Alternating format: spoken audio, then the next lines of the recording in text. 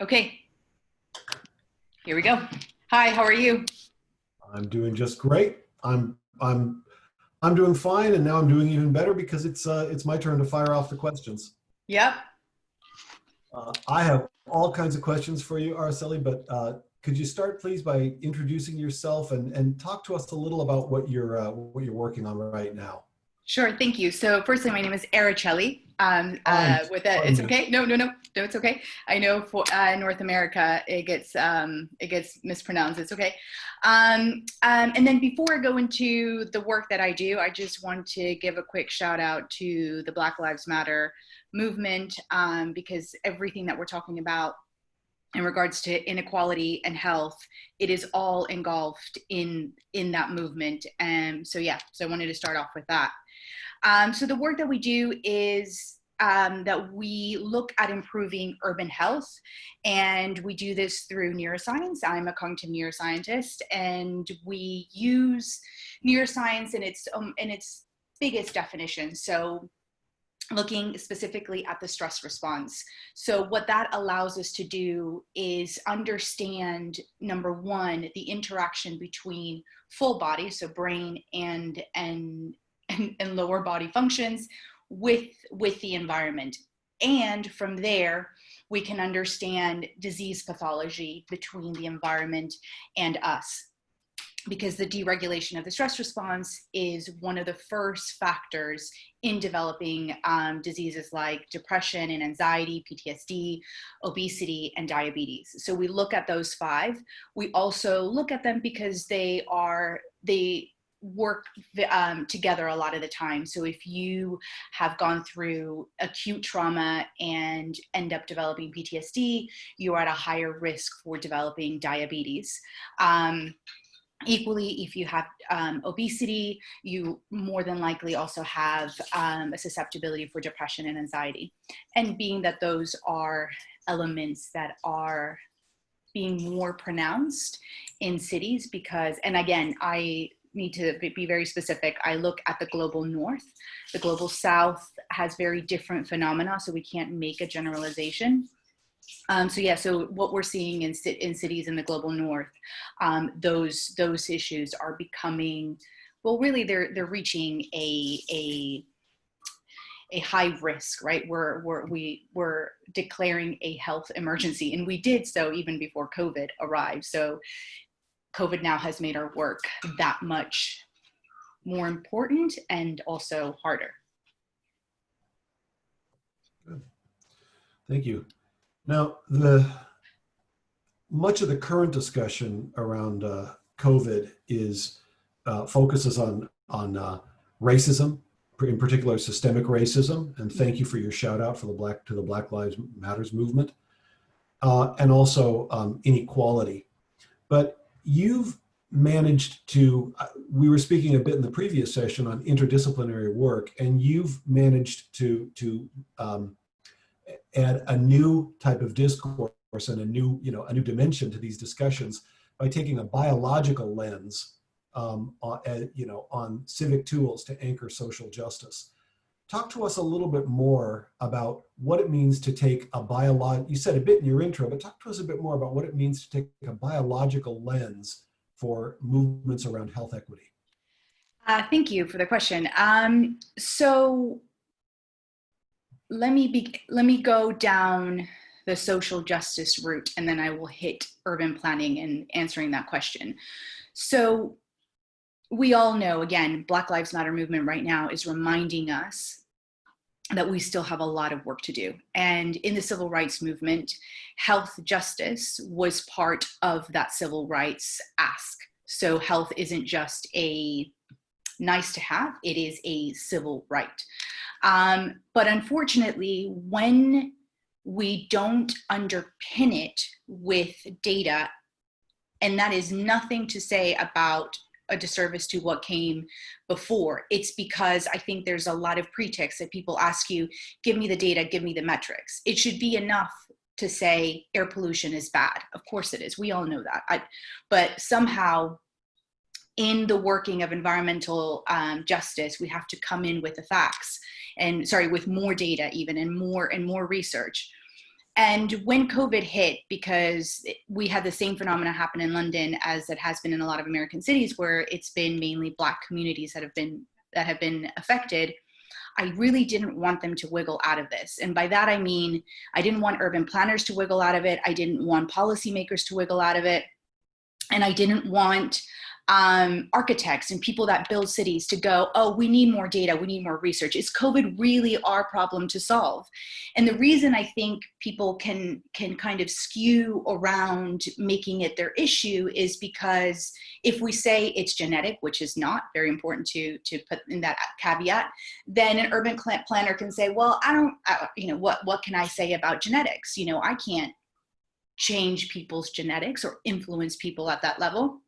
If you if you phrase it as specifically a racist issue, whilst it is 100% true, and that should be a valid enough reason to create change, again, a policymaker or an architect or an urban planner, again, might say, yes, valid issue, but what do I have to do? What does my job have anything to do with racism or structural racism? And so that's why we underpinned it under a phenomenon called biological inequality, and we have our study is up right now, which is COVID and biological inequality. The body of the work can be extrapolated to the phenomena that is happening in the United States. But we use London-based data to then prove the point. So what we found with biological inequality is that there are communities of people that experience both psychosocial stressors that are related to poverty and environmental stressors like air pollution, noise pollution, and light pollution. When those two things coalesce, they create what's called an amplification effect. So two things happen. Both, yes, you're getting the direct pathway of air pollution affecting your body, but also if you are more susceptible or more exposed to, and experiencing psychosocial stressors, air pollution becomes actually more poisonous to you. It affects you more because of the deregulation that you have in your system. So what we saw with London is that people that fit in that description of biological inequality, so we used a index of multiple deprivation paired up with our software system that can look and detect biological stressors. And when we overlaid that data to, number one, where people, we call them BAME over here in London, but where majority of marginalized communities lived, it just did this. Then when we looked at and compared it to the cases of where COVID was happening, again, there was an incredibly high correlation between the cases of COVID and psychosocial stressors specifically. That was really interesting, that more so than environmental stressors, meaning that your experience of poverty, which racism is very much engulfed in that, creates that susceptibility. And then of course, air, noise, and light pollution just add to the effect. Right. Thank you. It's an excellent answer. And I particularly take your point about, for example, genetics or biology almost providing an excuse for certain individuals to effectively say, not my department. And I like the fact, Araceli, that you are holding them to account. Thank you. So let's move on to the topic of resilience. Utopia is terribly concerned about entrenched long-term suffering and poverty in cities, but we're also concerned about transient problems, natural or man-made disasters, typhoons, war, terrorist activities, these types of things. And resilience becomes a terribly important topic. What can you tell us about any connection between the resilience of a habitat, the resilience of an environment, and health resistance? And what should developers or urban planners know? Yeah, again, another really good question. So thank you again. Okay, so let's take it in three parts. So firstly, when we're talking about climate change and the phenomena that climate change happens, we have gotten very accustomed to accepting the crisis, right? So it's even in the vocabulary, in the lexicon, we call it a natural disaster. At the moment, we are in the works of publishing a paper with Professor Ilan Kelman. and I urge anybody who's interested in climate change and city disasters and resilience to really check out his work. So Elon Kelman says, there's no such thing as a natural disaster. There is such a thing as natural phenomena. The disaster is dependent on how we respond to it. So we go on to the second part, which is an example. So we take Hurricane Harvey that happened in Houston, right, in Texas. And again, I can put all this stuff later on into the chat. But if you look up the modeling for Harvey after the phenomena, what a lab discovered is two things. Is that number one, the structures of the high rises and the amount of them paired up with how much pavement there was, and then you add the fact that in order to have pavement, you have to destroy ecosystems. So when Hurricane Harvey hit, the skyscrapers sucked in Harvey. 1, 2, the urban heat island effect, because can you imagine you're in the South and you're taking away mangroves? It's ridiculous. And you're putting in pavement. So the urban heat island effect caused Harvey to be wetter than it should have been. And then, of course, because you have nowhere for the water to go, then you get the massive amount of flooding.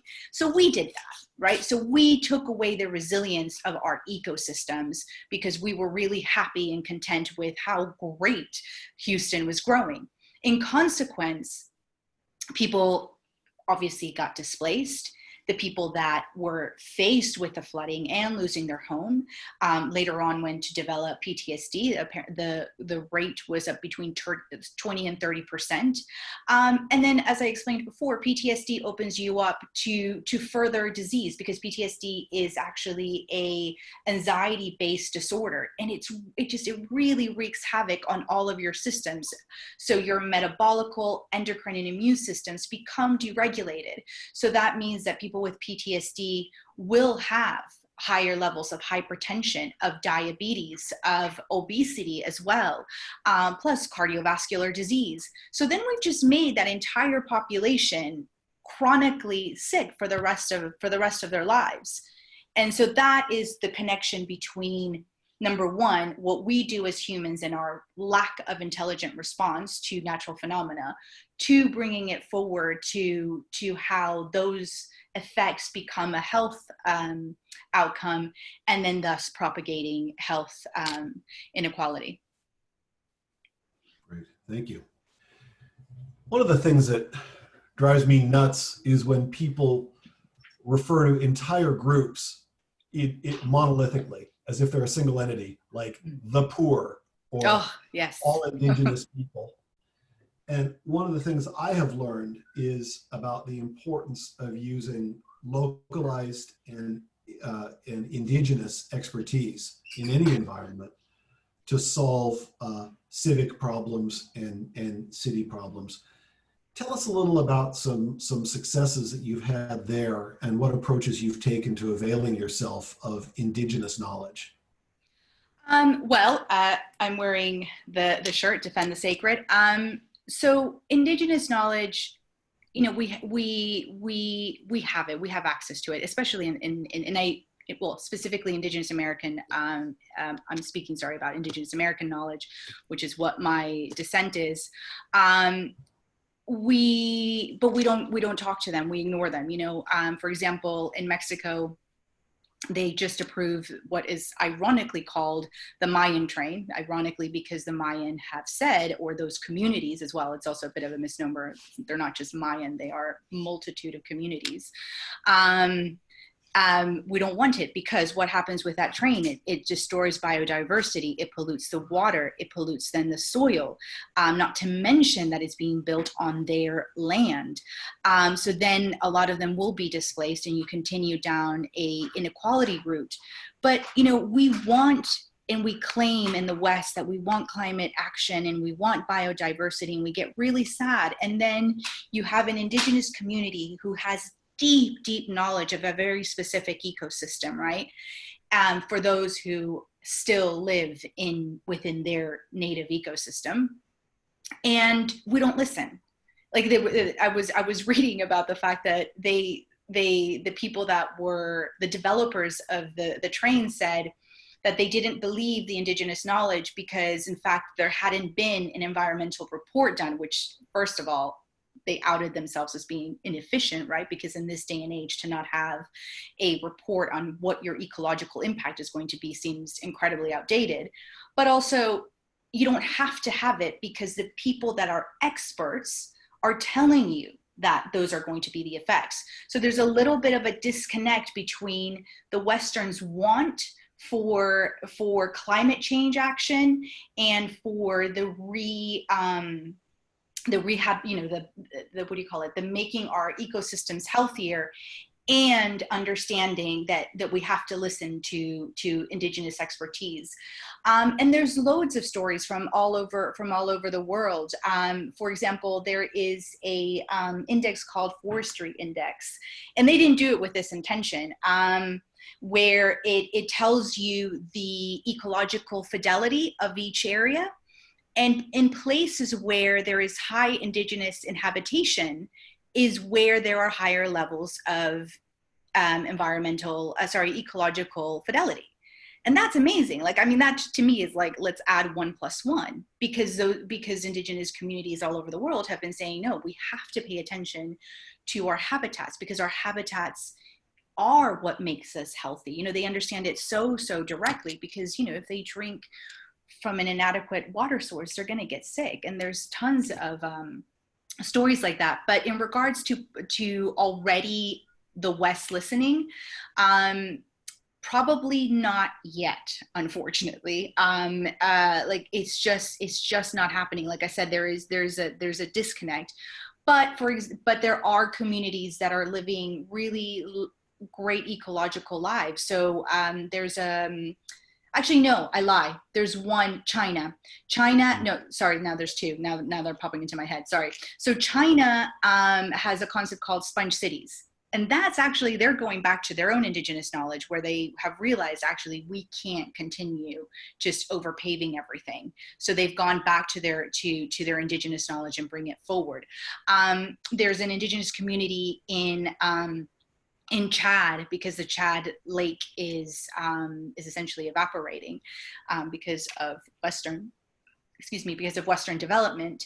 And so they've now gone back again to their indigenous knowledge to look at an irrigation system from their ancestors. And now there's, if you Google Chad Lake, there's now really cool post and after, pre and after images of how they've managed to re-inhabit and reflourish their environments.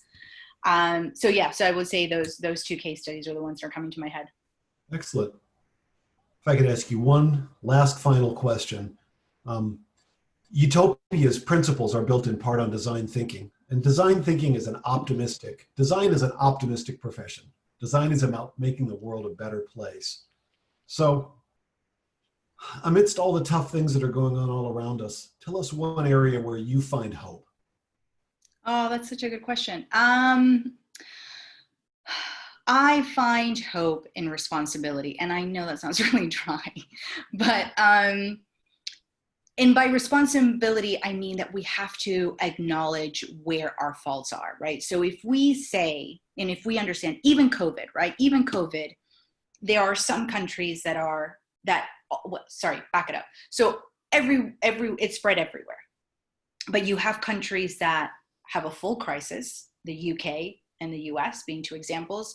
And then you have countries like New Zealand and Ghana and Cuba, actually all the Caribbean has done really well, who don't have a crisis. And so therefore we have to question why. And I think that is partly because those governments took responsibility. They said, okay, what do we have to do? How do we take immediate action? And I hear it in the vocabulary of people that are like, oh, well, it's a pandemic. Excuse my language. Of course it's going to be shit. And I was like, no. Don't assume that it has to be bad, that we all automatically have to create a crisis. So if we learn to take responsibility and go, okay, I have to be better at, listening to Indigenous people, or learning more deeply about the ecological system that I'm in and asking better questions, then there is hope in that. Because once you admit it and that you're wrong, then you move forward to solution. The problem is that we're not admitting that we're wrong. And so we keep going around in circles. Great. Araceli, thank you so much for your time. And thank you very much to the Utopia team for organizing this. Thank you, Marco. Thank you, Dory. Thank you, Emmanuel. And of course, thank you, Jonathan. Over to you. Thank you. Pleasure. You and the rest of you as panelists today. It is extremely clear that the world is rebooting itself and that cities will be central to our future societies and the future memories that we're creating. And I think particularly the cities across Africa, Asia, Latin America over these next few decades. And the best that we can do to make the cities better for the many, not just a few, I think that will help integrate the best aspirations that we have for our societies, will help us be the best ancestors that we can be for the next generations that come behind us. So thanks everyone for joining. We look to continue this conversation with you next time. Cheers.